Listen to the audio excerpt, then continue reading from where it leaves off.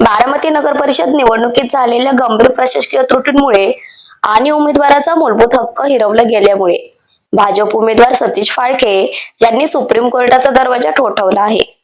मुंबई उच्च न्यायालयाने आदेश देत सतीश फाळके यांचा अर्ज बाद केल्याची चर्चा असतानाच आता मुंबई उच्च न्यायालयाने दिलेल्या अंतरिम आदेशात भाजपाचे उमेदवार सतीश फाळके नॉमिनेशन बेकायदेशीर असल्याचे प्राथमिक मत नोंदवून जिल्हा सत्र न्यायालयाने दिलेला आदेश तात्पुरता स्थगित केलेला आहे.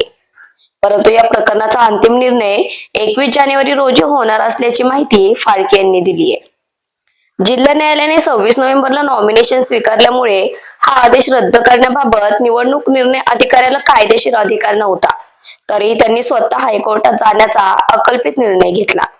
हा निर्णय स्वतःच कायदेशीर दृष्ट्या अयोग्य आणि प्रशासकीय दुरुपयोग केल्याचा आरोप भाजप प्रदेश पदाधिकारी नवनाथ पडळकर यांनी केला आहे. बारामतीत लोकशाहीचा सन्मान टिकवण्यासाठी एक पात्र उमेदवाराचा हक्क वाचवण्यासाठी आणि जिल्हा न्यायालयाने दिलेला योग्य निर्णय कायम राहण्यासाठी आम्ही सर्वोच्च न्यायालयात अपील दाखल केले आहे. न्याय मिळेपर्यंत हा लढा सुरूच राहील, असे प्रदेश सचिव नवनाथ पडळकर यांनी सांगितले. बारामती नगर परिषद सार्वत्रिक निवडणूक 2025 संदर्भात मी प्रभाग क्रमांक 17 मधून उमेदवारी अर्ज भरायला गेलो असता शेवटच्या 15 मिनिटात जो गोंधळ उडला, त्या गोंधळामुळं माझा फॉर्म स्वीकारला गेला नाही.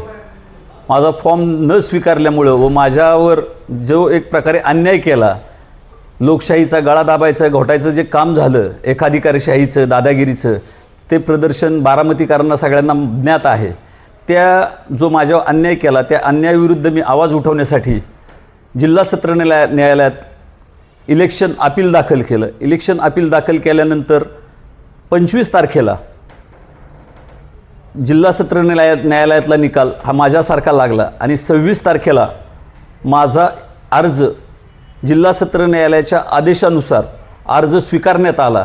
26 तारीख म्हणजे ज्या दिवशी संविधान दिन साजरा केला जात होता, त्या दिवशी खऱ्या अर्थाने लोकशाहीचा तो विजय होता. त्याच्यानंतर बारामतीचे निवडणूक निर्णय अधिकारी यांनी जिल्हा सत्र न्यायालयाच्या विरुद्ध हायकोर्टामध्ये अपील दाखल केलं. वास्तविक पाहता संपूर्ण महाराष्ट्रामध्ये पहिली अशी एकच केस आहे की रिटर्निंग ऑफिसर हे एखाद्या उमेदवाराच्या विरुद्ध जिल्हा सत्र न्यायालयाने जो निर्णय दिला आहे त्याच्या विरुद्ध हायकोर्टात केस दाखल करतायत.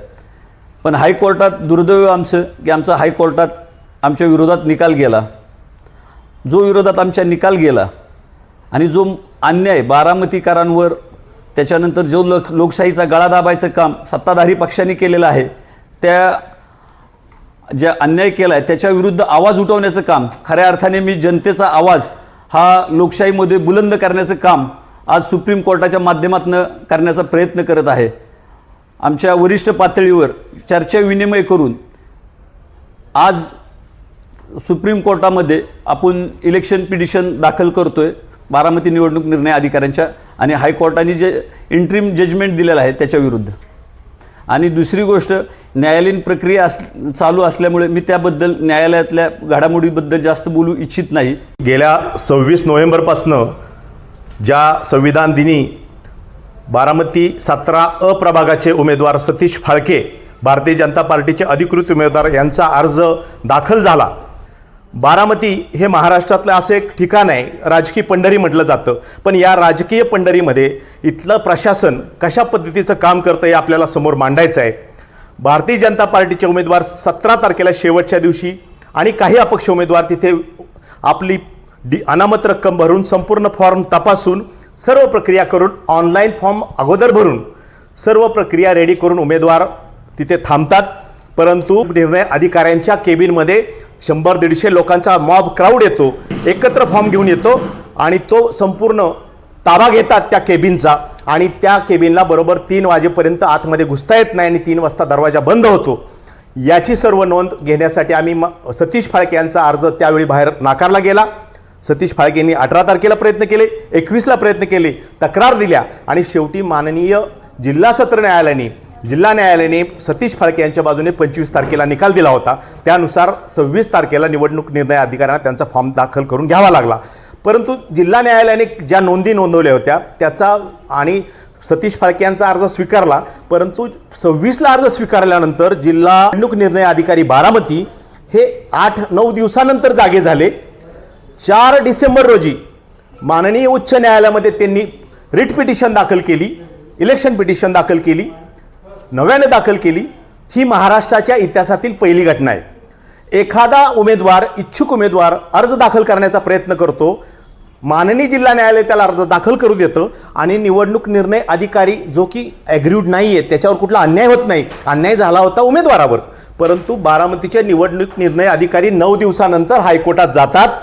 याच्यामध्ये काळबेरं 100% दिसतं.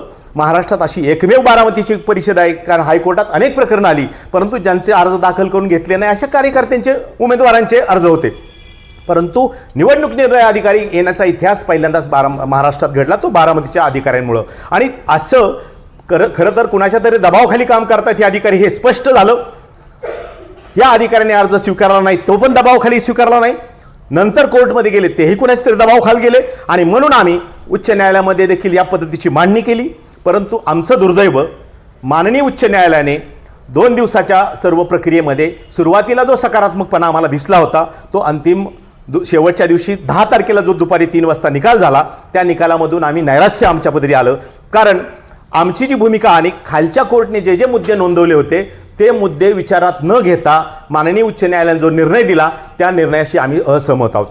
माननीय उच्च न्यायालयाचा आदरपूर्वक सन्मान राखून आम्ही आमची असहमती व्यक्त करतो. कारण जिल्हा न्यायालयाने स्पष्ट म्हणजे म्हटलं होतं, उदाहरणार्थ सांगतो, सतीश फाळके यांचे नॉमिनेशन देण्याचा प्रयत्न केला होता, ते वेळेत कार्यालयात उपस्थित होते. गर्दी आणि चुकीच्या प्रशासकीय व्यवस्थेमुळे कार्यालयाचे दरवाजे बंद केले गेले. उमेदवाराला म्हणजेच फाळके यांना आणि काही अपक्ष उमेदवारांना आत येण्यापासून रोखलं गेलं. म्हणजे ते माननीय निवडणूक अधिकाऱ्यांच्या ऑफिसमध्ये होते, पण ऑफिसची केबिन आहे, ती केबिन ठराविक पक्षाच्या पदाधिकाऱ्यांनी, उमेदवारांनी, त्यांच्या सूचक अनुमोदकांनी भरून टाकली आणि दरवाजा बंद करून घेतला. हे माननीय जिल्हा न्यायालयाने सर्व समजून घेऊन निकाल दिला होता. परंतु माननीय उच्च न्यायालयाने ह्या बाबतीत दुर्लक्ष केलं असं आम्हाला वाटतं. आणि आम्हाला जो निर्णय मिळाला तो निर्णय तांत्रिक मुद्दे समोर करून, जसं की 10 ते 17पर्यंतची मुदत होती, या 7 दिवसात उमेदवाराला अर्ज दाखल करता आला असता. परंतु आम्हाला AB फॉर्मच 17 तारखेला मिळाला आणि राहिला प्रश्न, पहिल्या 10 तारखेपासून ते शेवटच्या 17 तारखेच्या 3 वाजेपर्यंत प्रत्येक उमेदवाराचा फंडामेंटल राईट आहे की शेवटच्या मिनिटापर्यंत माझा तिथे राईट पडतो की मी तिथे जाऊन अर्ज दाखल करू शकतो. मी जर सर्व प्रक्रिया 2 वाजता पूर्ण केलेली आहे आणि मी जर तिथं क्यूमध्ये आहे, तर माननीय निवडणूक अधिकाऱ्यांचं काम होतं नगर परिषद ॲक्ट 1965 आणि नियम 1966 नुसार त्यांचा कर्तव्य होतं की प्रत्येक उमेदवाराला एक टोकन द्या, एक नंबर द्या. त्याची प्रक्रिया पूर्ण झाली तर तो नंबर दिला गेला नाही आणि तशाच पद्धतीने रेटून एक खरं तर दडपशाहीचं काम तिथं झालं. राजकीय दबाव होता हे स्पष्ट झालं. परंतु माननीय उच्च न्यायालयाने जे काही निर्णय दिला त्या संदर्भात आम्ही माननीय सर्वोच्च न्यायालयाकडे दाद मागण्याचा निर्णय घेतो आहोत. दुर्दैव आमचं असं आहे, जो माननीय उच्च न्यायालयाने निर्णय दिला ती इंटरिम ऑर्डर दिली, फायनल ऑर्डर दिलेली नाही आणि फायनल हिअरिंग ठेवले 21 जानेवारी, म्हणजे निवडणूक प्रक्रियेचा निकाल लागल्यानंतर 1 महिन्यांनी. म्हणजे एक प्रकारे उशिरा मिळणारा न्याय हा अन्याय असतो आणि सतीश फाळके आणि 17अ आणि बाकीचे जे काही उमेदवार असतील ज्यांच्यावर हा अन्याय होतोय, हा उशिरा मिळणारा न्याय अन्यायच होतोय. माननीय उच्च न्यायालयाची भूमिका आम्हाला त्यामुळे समजू शकली नाही. परंतु आम्ही आमच्या मूलभूत हक्काविषयी, आम्ही आमच्या निवडणूक लढवण्याचा जो कलम 19 नुसार आम्हाला अधिकार प्राप्त झाला आहे, फंडामेंटल राईट आहे, त्यानुसार आम्ही सर्वोच्च न्यायालयामध्ये गेलेलो आहोत. लवकरच त्याच्याबद्दल आम्हाला खात्री आहे, निकाल आम्हाला मिळेल. तोपर्यंत निवडणूक आयोग महाराष्ट्र राज्य यांनी देखील याचा आमचा विचार करावा, कारण अशा प्रकारची घटना महाराष्ट्रात एकमेव आणि राजकारणाची पंढरी आहे, पण लोकशाहीची पंढरी आहे की नाही हे माननीय सर्वोच्च न्यायालयाच्या निकालानंतर आपल्याला कळेल. कितीही दाबायचा प्रयत्न केला, सतीश फाळके यांचा फॉर्म इन झाला की सतीश फाळके 100% निवडून येणार हे बारामतीकरांना माहीत आहे. बारामतीकर तर मतदान करण्यासाठी, कमळाला जिंकवण्यासाठी प्रयत्न करतायत, परंतु बारामतीमध्ये कमळ फुलू नये याच्यासाठी प्रयत्न करणाऱ्या शक्तींच्या विरोधात, म्हणजेच हुकुमशाही आणि दडपशाहीच्या विरोधात ह्या लोकशाहीची लढाई आहे. आम्ही सुप्रीम कोर्टपर्यंत ती लढणार आहे हे आपल्यासमोर सांगतो.